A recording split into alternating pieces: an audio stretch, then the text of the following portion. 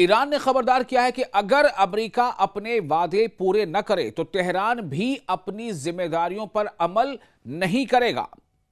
ایران اور امریکہ کے درمیان ایم او یو پر دونوں ملکوں کے پریزیڈنٹس نے ڈیجیٹل دستخط کر دیے ہیں۔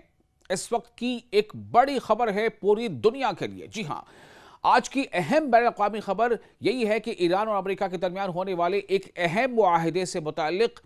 ایم او یو پر دستخط ہو چکے ہیں، جس کے بارے میں ایران کے وزارت خارجہ یعنی منسٹری آف ایکسٹرنل افیئرز نے بڑا اعلان کر دیا ہے۔ ایرانی وزارت خارجہ کے ترجمان اسماعیل بقائی کے مطابق ایران اور امریکہ کے درمیان طے پانے والی مفاہمتی یادداشت یعنی میمورنڈم آف انڈرسٹینڈنگ پر دونوں دیشوں کے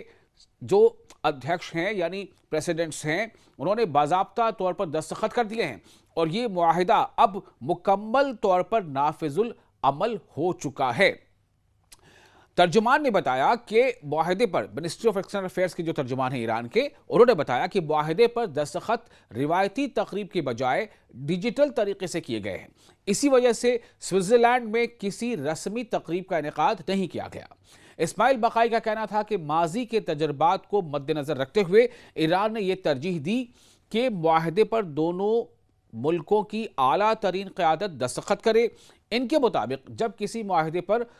ملکوں کے سربراہان یعنی کہ جو ٹاپ لیڈرز ہیں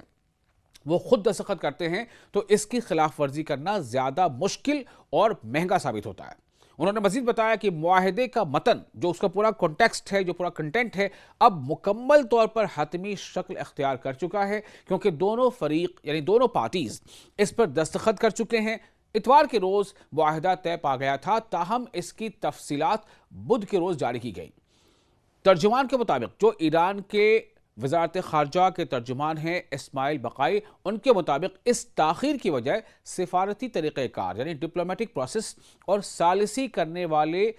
ممالک کے ساتھ مشاورت تھی۔ جو لوگ میڈیشن کر رہے تھے، جو کنٹریز جیسے پاکستان ہے یا قطر ہے، انہوں نے کہا کہ تمام فریق چاہتے تھے کہ متن مکمل طور پر حتمی ہونے کے بعد ہی اسے عوام کے سامنے لایا جائے، یعنی جو بھی اس میں پوائنٹس مینشن کیے گئے ہیں، جو جن باتوں کا ذکر کیا گیا ہے۔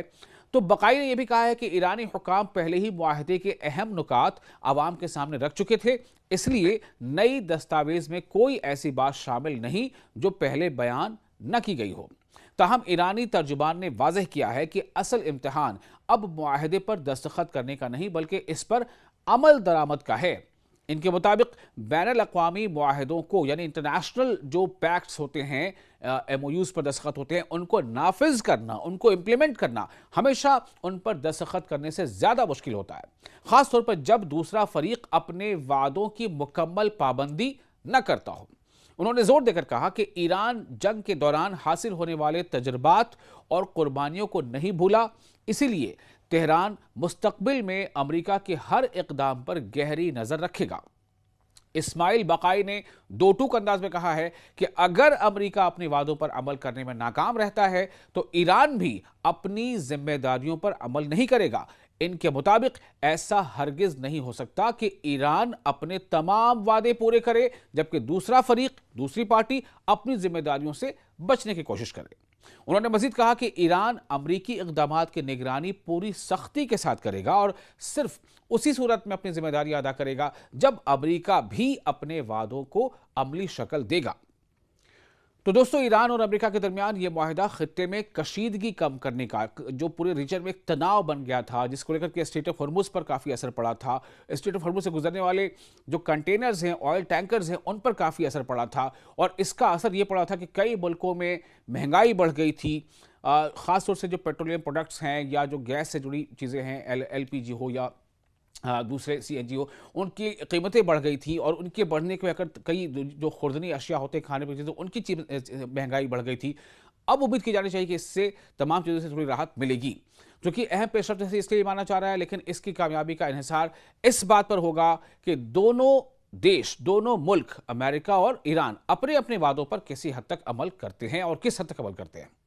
آپ اس ڈیولپمنٹ کے بارے میں کیا سوچتے ہیں؟ آپ کی کیا رائے ہے؟ آپ اپنی رائے ہمیں کامنٹ سیکشن میں ضرور لکھیں اور ویڈیو اگر آپ کو پسند آیا ہو تو اسے لائک بھی کریں اور شیئر بھی کریں۔